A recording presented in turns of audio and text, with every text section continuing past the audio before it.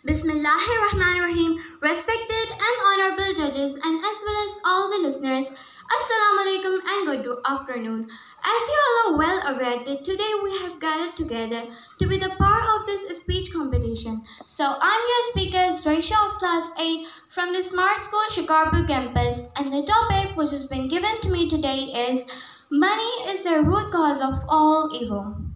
Respected listeners, if we talk about money, which is ever necessary, we need it to survive in our life by all means. It doesn't make it any cause of evil. But the love of money is the root cause of all evil. Because some people love money more than they love God. And by just being greedy, they burn their fingers. On the other hand, money is our necessity, but it is not determinate for a successful life. It is there to secure you, but not to support you. It is there to support you, but not to satisfy you. The use of money can be worthwhile. It can be used to build orphanages and hospitals, to help and feed poor people, and to build universities or etc. The question is, what is money being used for?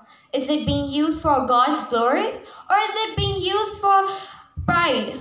Is it being used for pride to support dictators and for purchase of all arms to kill people? Or is it being used for other higher purposes? Although money is good at times, but it is basically the root cause of all evil.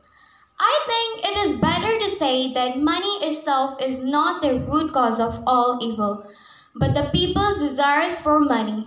For those who want to build their castles in the air, or for those who want to improve their own status, or jealousy over losing their own status game to others. So, if you don't want to be the part of this being evil, please don't be money lovers.